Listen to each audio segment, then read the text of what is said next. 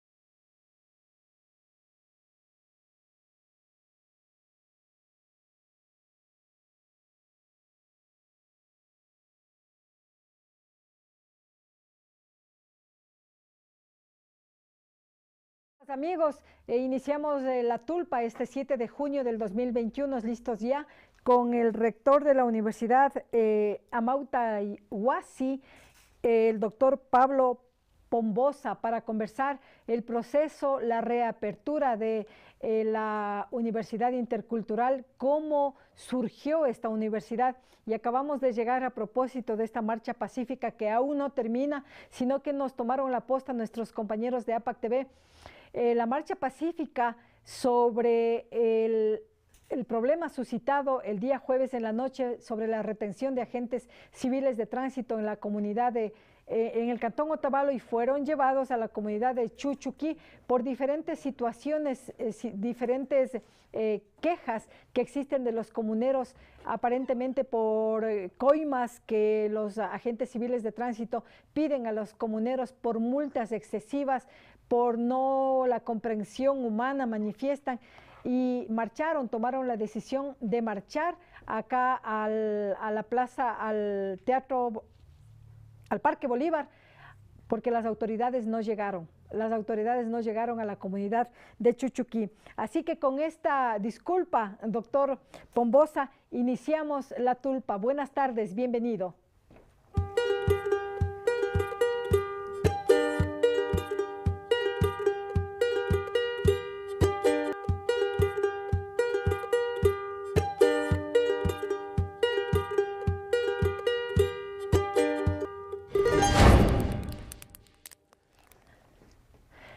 Muchas gracias, doctor. ¿Cuál es el proceso, cuál fue el proceso de la creación de la Universidad Intercultural Amauta Huasi, doctor?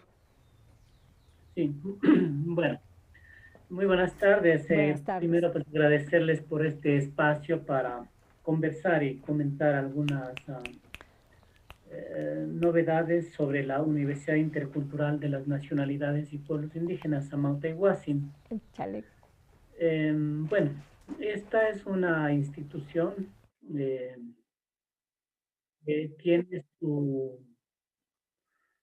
tiene varias hitos en el desarrollo histórico de esta institución. Indicar que es la Universidad Intercultural de las Nacionalidades y Pueblos Indígenas de Amauta Huasi es el resultado de una serie de luchas de los movimientos sociales, de los movimientos indígenas, de las organizaciones también, como el caso de la CONAIE principalmente, que desde la década de los 80, de los 90, empezó a trabajar en este proyecto político también, ¿no? Y ustedes recordarán que en esos años se dieron las grandes movilizaciones. y en parte de la plataforma de esas luchas estuvo presente la educación intercultural bilingüe. En ese contexto, la CONAIE planteó la consolidación de una estructura, de un sistema de educación intercultural bilingüe que involucre la educación inicial, la educación media, la educación primaria y la educación superior, ¿no? En ese marco nace la idea de la Universidad de Amauta Iguazí. En una primera instancia como una institución de carácter particular que fue creada por allá por el año 2004 mediante el decreto del Congreso Nacional de ese entonces, y a raíz de eso pues esta institución empieza a tomar una vida jurídica dentro del país y también a dar atención a la educación por allá por el año 2004 y las nacionalidades del país. Entonces, más adelante esta institución tuvo un funcionamiento hasta el año 2013, a partir del cual, por un proceso de evaluación que se dio a nivel del país, a través del proceso de evaluación que se dio, que realizó el CASES, de esta primera iniciativa fue cerrada y permaneció en esa condición hasta el año 2018, ¿no? Momento en el cual, digamos, en este año, a raíz de los diálogos también que se dieron entre la CONAIE y el gobierno del expresidente Lenín Moreno, se planteó la necesidad de retomar este proyecto de la Universidad Intercultural, y eso se hizo efectivo a partir de un acuerdo ministerial, el acuerdo 297, perdón, el acuerdo, no, la ley, mediante la ley publicada en el Registro Oficial 297 de la Asamblea Nacional, en el cual establece la creación de la Universidad Amauta Iguazí como una institución de carácter pública, privada y comunitaria, ¿no? Pablo, usted acaba de decir que proceso de largas luchas, movilizaciones, levantamientos, no es fácil la consecución del reconocimiento de los derechos y pueblos nacionalidades. Tiene que haber un poder comunitario, una exigencia, en este caso el derecho a la educación. ¿Por qué estas luchas? ¿Por qué se dan estas luchas, don Pablo?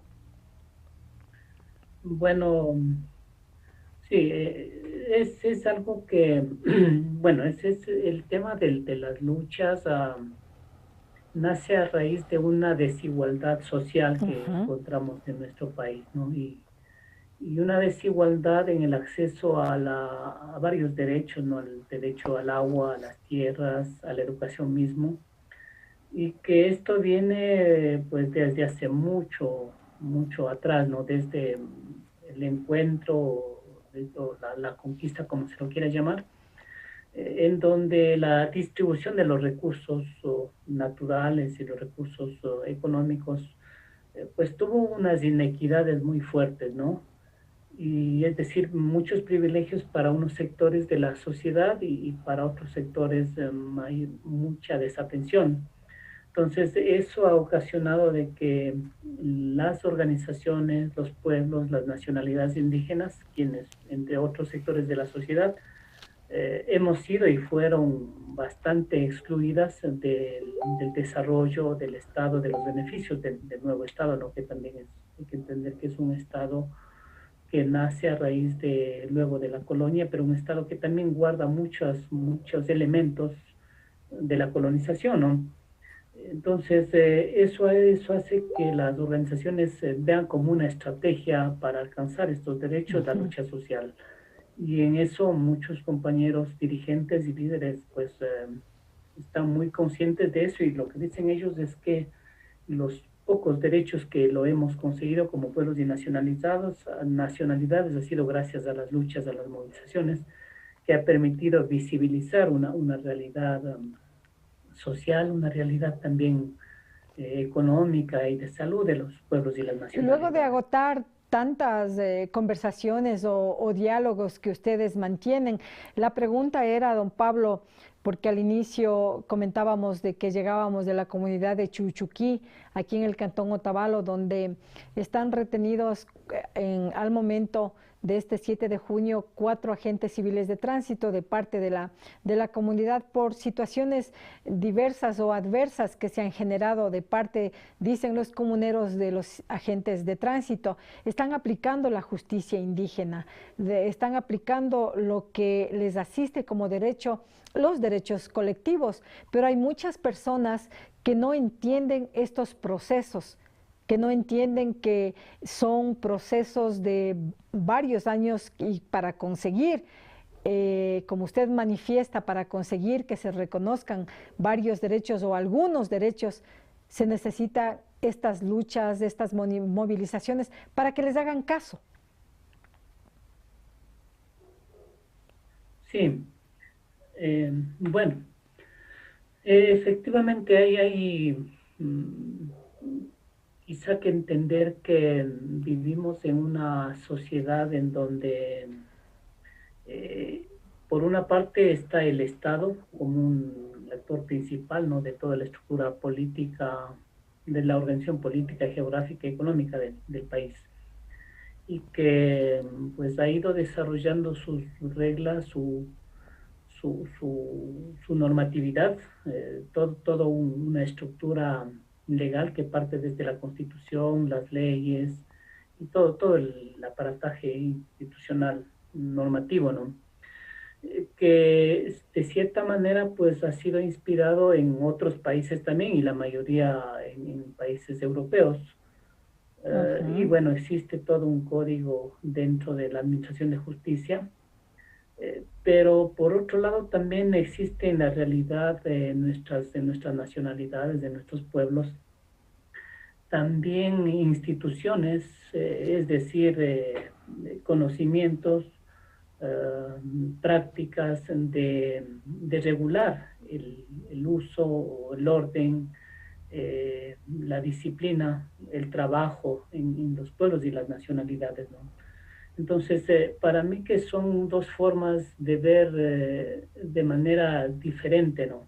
Y las realidades también son diferentes. Claro. De ahí que el derecho indígena o el derecho desde el pluralismo tiene, o sea, es algo que existe, y prueba de ello es que estas prácticas que de cierta manera por Occidente o por el Estado, por un sector del Estado, diríamos, tal vez desde lo urbano, se puede ver como unas prácticas quizás atrasadas o empíricas de administración de justicia, como en este caso, por ejemplo, las reuniones comunales para analizar, para tratar un conflicto, un problema.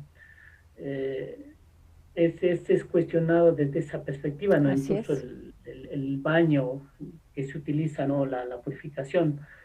Sin embargo, lo que hay que ver es que son prácticas que ha permitido a mantener un orden en las comunidades, ¿no? Si analizáramos el grado de conflictividad que hay en las ciudades, donde está, digamos, regidos por el sistema normal que establece la Constitución, y analizamos la seguridad que existe en una comunidad indígena, pues realmente es muy diferente, ¿no? En las zonas rurales la gente puede caminar, puede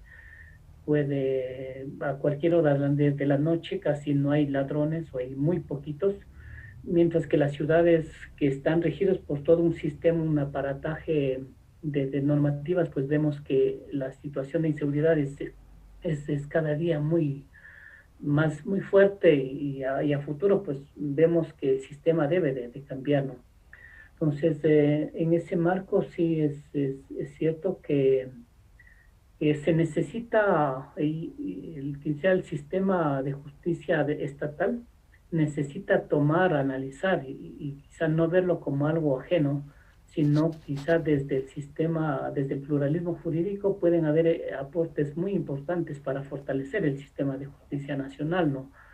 Entonces, creo que eso es muy importante, y en eso es uno de los retos de la universidad a través A de eso vamos a llegar. A eso vamos a llegar, que estamos conversando con el doctor Pablo Pombosa, rector de la Universidad Intercultural de Pueblos y Nacionalidades, Amautay Huasi. Vamos a volver después de un corte comercial, de ahí para entrar ya de lleno a conversar cuáles son las ofertas académicas que ustedes como universidad exponen o presentan a la juventud, a los adultos, a los que deseen estudiar en esta universidad. Ya volvemos.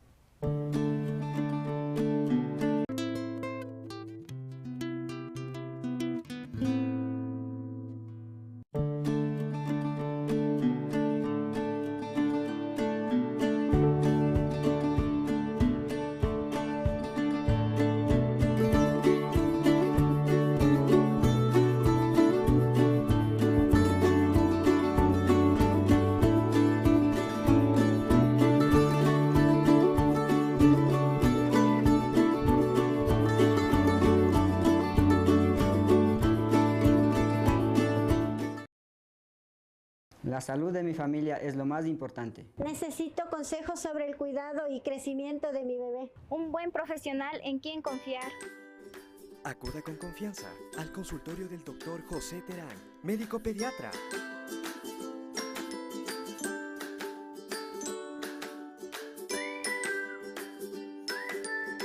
Siéntanse en familia. Reciba una atención cálida y profesional, como su hijo merece. Quichuapipash Tapopaichilla.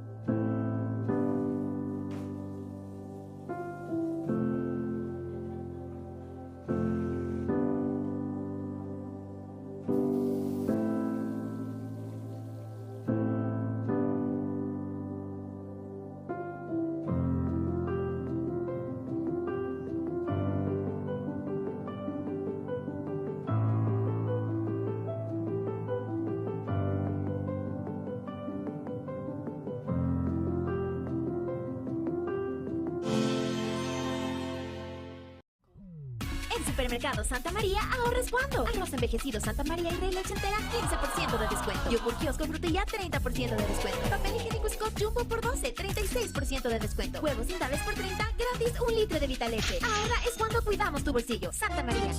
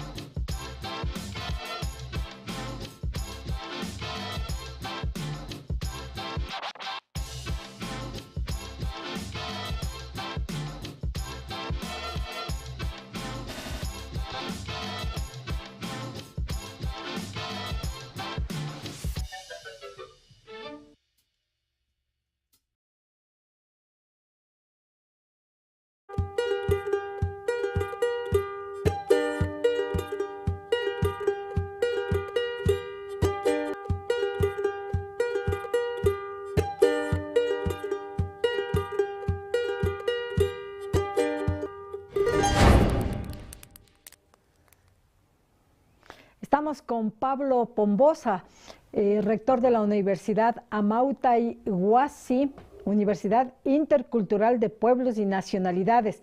Ahora sí vamos a conversar con el rector sobre la oferta académica.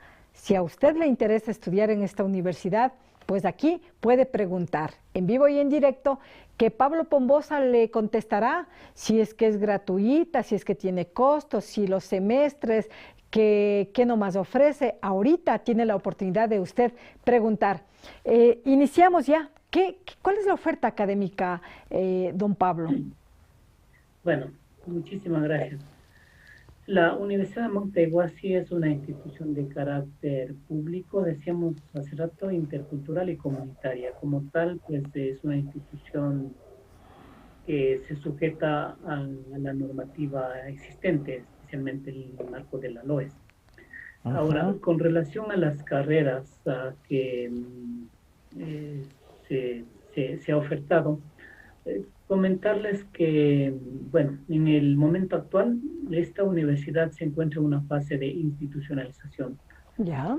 Como tal, funcionamos a través de una comisión gestora, que es la que, de acuerdo a la LOES, tenemos como misión desarrollar la institucionalización de la universidad. Esto es en la parte administrativa, la parte de la gestión financiera y también en la parte académica, ¿no?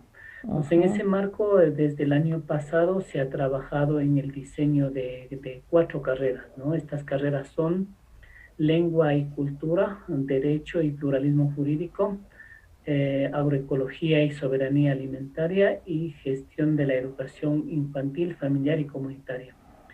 De estas 4 carreras, al momento 3 se encuentran aprobadas por el CES, y de estas 3 que han sido aprobadas por el Consejo de Educación Superior, solamente la carrera de Lengua y Cultura hemos ya iniciado la oferta académica, precisamente lo iniciamos en mayo, y actualmente ya están los estudiantes. Tenemos un grupo como de 57 estudiantes que se encuentran ya cursando clases del primer semestre de esta carrera, ¿no? Las otras 2 carreras, Derecho y Pluralismo Jurídico y Gestión de la Educación Infantil, Familiar y Comunitaria, si bien están aprobadas por el CES, pero todavía no se han abierto las postulaciones, debido principalmente a temas de financiamiento de la universidad. Con relación a la modalidad y a los costos, la Universidad Amauta Iguazí, al ser una institución de carácter pública, no tiene costos para la matrícula. Esto en el marco también de lo que establece la normatividad. Es decir, si un estudiante ingresa o se postula a esta carrera o alguna de las carreras de la Universidad de Amauta Iguazí, no tiene un costo para la matrícula. Si hay un costo en el caso de que el estudiante ya hubiera estado registrado en otra carrera de una universidad pública y por alguna razón pues no le gusta esta carrera y decide dejar esa para matricularse a una de nuestras carreras. En ese caso sí hay un costo que el estudiante debe de pagar, ¿no? Entonces, pero eso hemos visto que son muy pocos los casos. Ahora, con relación a la modalidad de esta universidad, bueno, el diseño pedagógico está planificado de que la modalidad de funcionamiento sea de manera semipresencial, con apoyo virtual.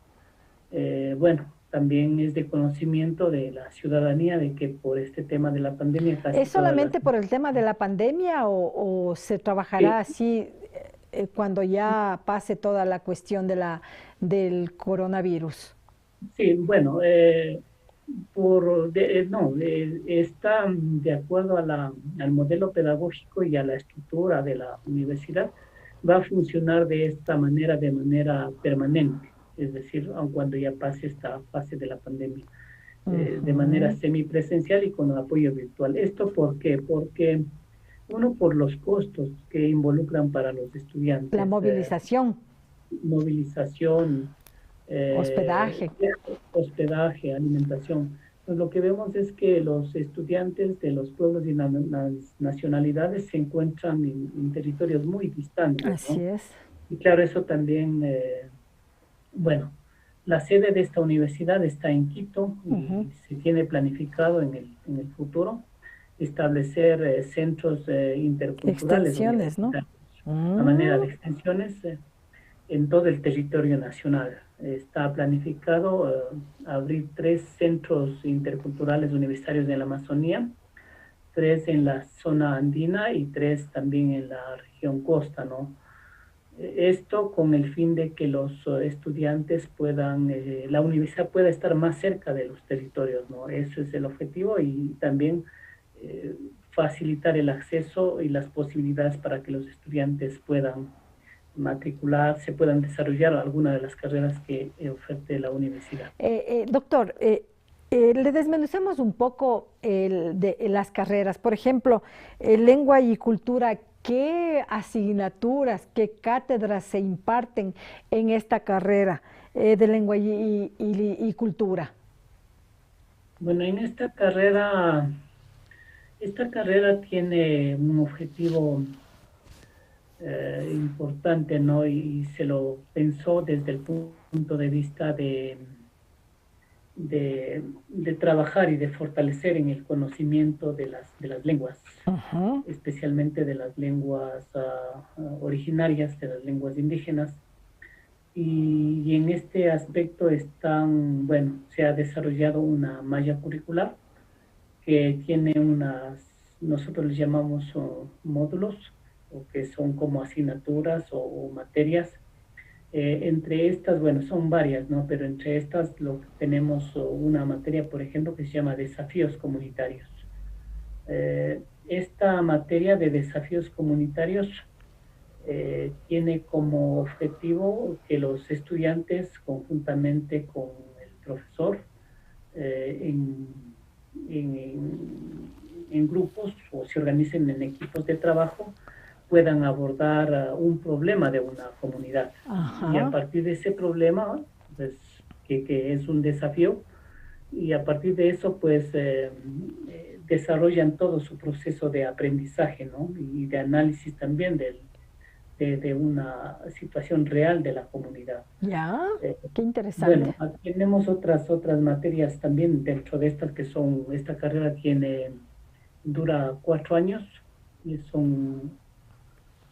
una licenciatura, entonces están ya iniciando los chicos en esta carrera. Ajá.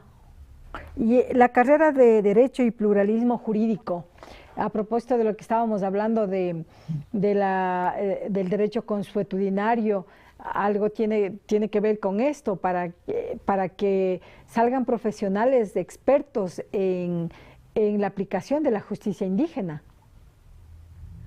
Sí, sobre esta carrera, hay que decir también que estas carreras fueron propuestas por las organizaciones, y especialmente desde las organizaciones que son parte de la CONAIE, así como también desde los diferentes actores, dirigentes, jóvenes profesionales, ¿no?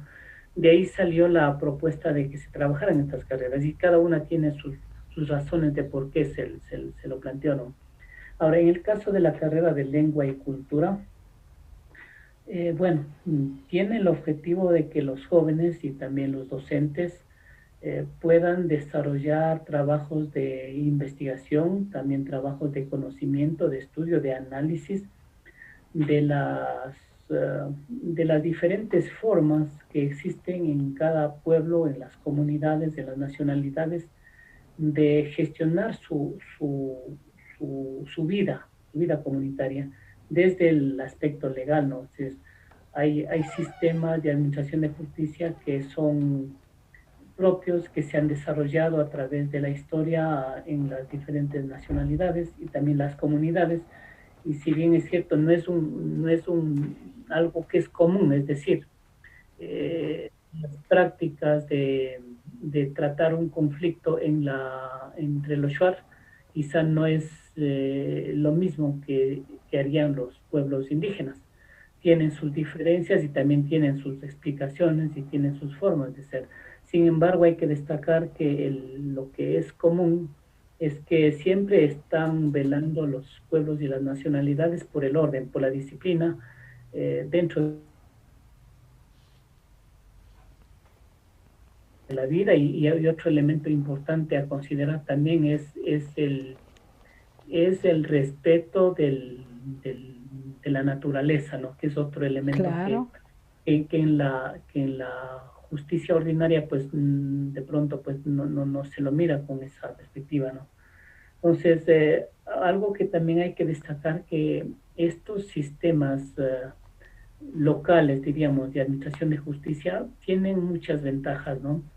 Y ventajas que conocen el territorio y que están de cierta manera en función de las particularidades de cada uno. Se conocen las realidades, ¿no? de cada territorio, de cada pueblo, lo que a veces no se desconoce, como sucede hoy justamente acá en Otavalo, doctor, cuando se quiere aplicar o están aplicando la justicia indígena, les cuestionan que son costumbres arcaicas, prehistóricas y que ya se racionalicen, se civilicen y tantos epítetos negativos sobre la aplicación de la justicia indígena. Ahora, universitariamente, con respaldo académico, se podrá ya normar incluso las prácticas de la justicia indígena.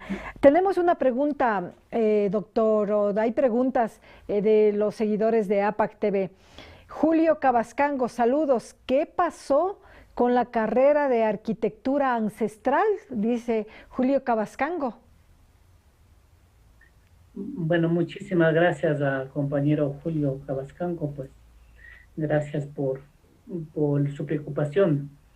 Sobre esta carrera, entiendo que esta carrera sí lo tuvieron en la primera oferta académica de la Universidad de Amauta Iguazí cuando estuvo en la modalidad de ser particular o privada, ¿no? Entonces, al momento no bueno, cuando priorizaron las carreras con que iniciar, no lo habían priorizado en esta primera etapa. Sin embargo, entiendo, bueno, también se hizo un estudio y se están haciendo un análisis de las demandas que hay con respecto a las carreras que pueden ser de interés de las nacionalidades y pueblos. Es muy posible que para el futuro puedan retomar este tema, que es un tema también muy, muy importante, la arquitectura de cada una de las nacionalidades de los pueblos, la arquitectura ancestral. Yo creo que ahí hay mucho que estudiar también. Sin embargo, en esta primera oferta, pues no, solamente se ha trabajado en el diseño de estas 4 carreras que les acabo de manifestar. La otra carrera también que concita la atención, que se habla mucho de la soberanía alimentaria, se habla mucho de la conservación de las semillas, de los bancos de semillas, tienen diferentes formas de pensamiento dentro de las comunidades y en esta carrera se va a afianzar también los saberes ancestrales de don Pablo. Sí, bueno, esta es una carrera también que es muy, bueno, importante comentar un poco por qué sale y cuál es el enfoque que tiene esta carrera. Y también lo que queremos acá destacar es el modelo pedagógico que queremos utilizar para la enseñanza de esta carrera, ¿no? Y empezar contando por qué sale esta carrera, ¿no? Porque nace desde un debate que existe a nivel también mundial, como pasa en la justicia, también pasa en los otros campos del conocimiento, ¿no? En donde hay un conocimiento occidental, que en este caso pues es la agronomía, la agricultura industrial, que ha sido desarrollado y fortalecido a través de la Revolución Verde, ¿no? Que se estableció allá por los años 70 desde México y se expandió a varios países, y donde ha ido tomando un auge muy, muy importante en el desarrollo de la agricultura industrial, con la finalidad de abastecer, de producir alimentos para la humanidad. Sin embargo, también lo que se ha visto es que esta agricultura industrial está basada en el uso de pesticidas, en la alta mecanización, así como también en el uso de semillas mejoradas.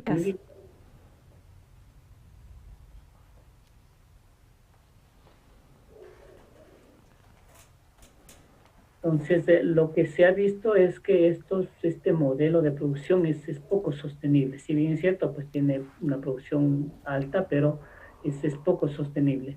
Ahora, por otro lado, también es evidente que las pequeñas agriculturas, los pueblos, las comunidades, tuvieron siempre una agricultura y tuvieron desde hace miles de años, desarrollaron una serie de prácticas, de conocimientos, y que ante este choque, diríamos, entre la agricultura industrial y la agricultura tradicional, pues de pronto muchos campesinos incluso se han pasado a la agricultura otra, ¿no? Pero hay el cuestionamiento de que esta agricultura, la agricultura pequeña, la agricultura campesina, la agricultura tradicional, de hecho que fue la base para la otra agricultura, ¿no? Y es la base en el tema de la biodiversidad.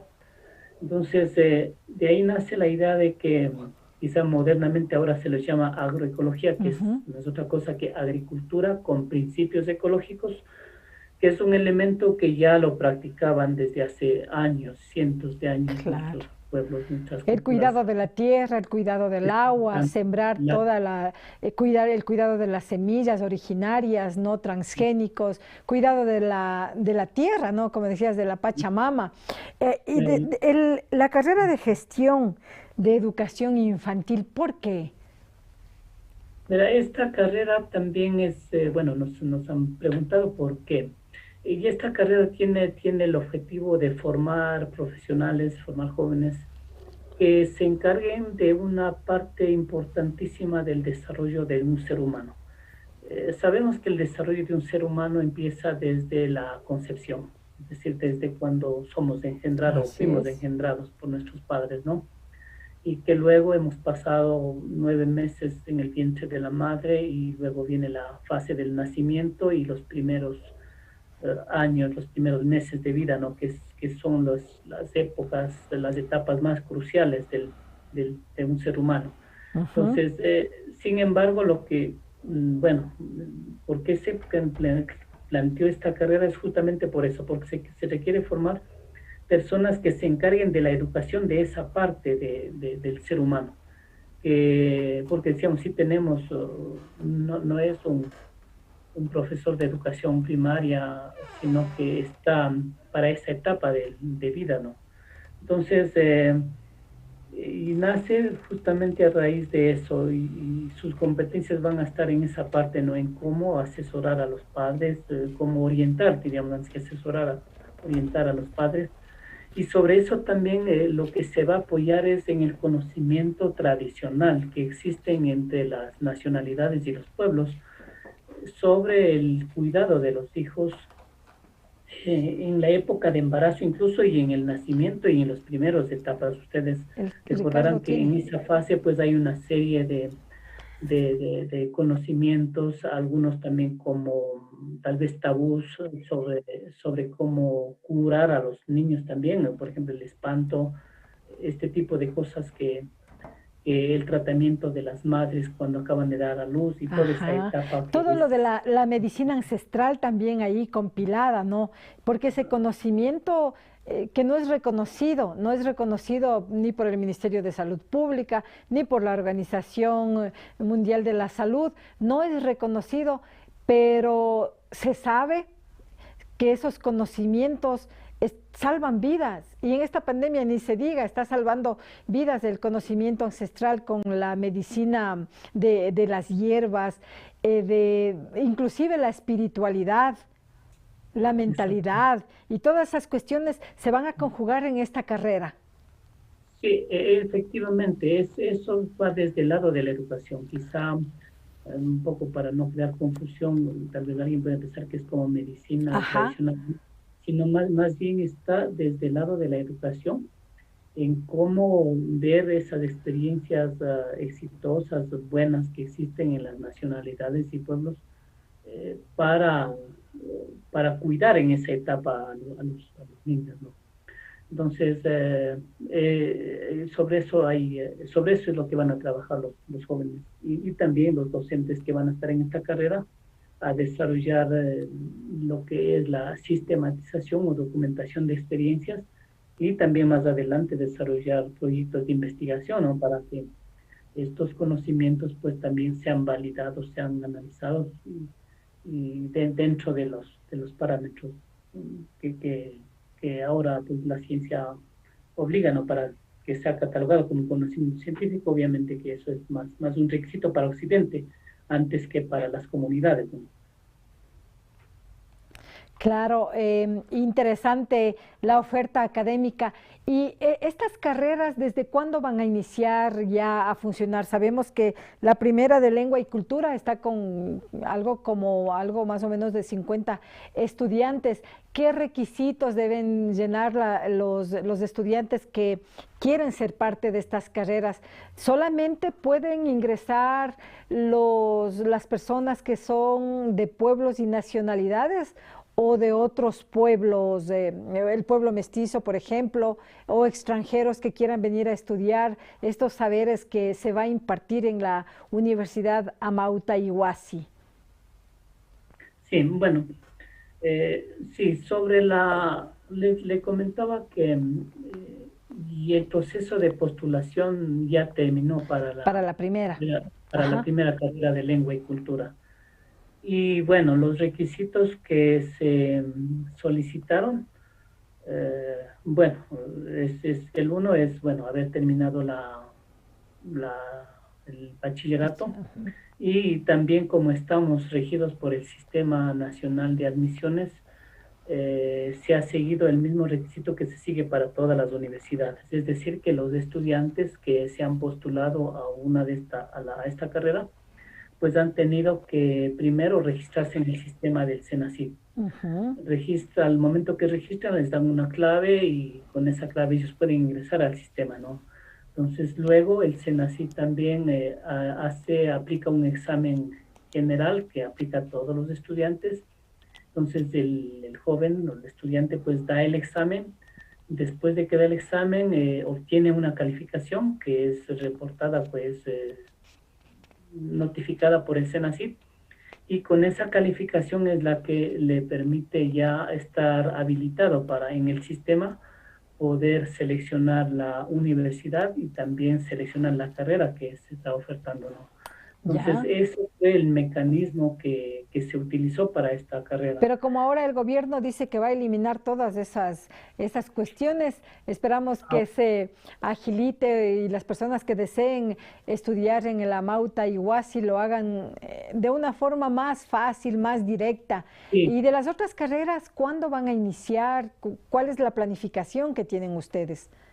Sí, mira, sí, justamente es algo que nos han solicitado desde varias nacionalidades, especialmente de la región amazónica, porque el sistema actual es muy más complicado para los jóvenes, tener que registrar para el examen y todo eso.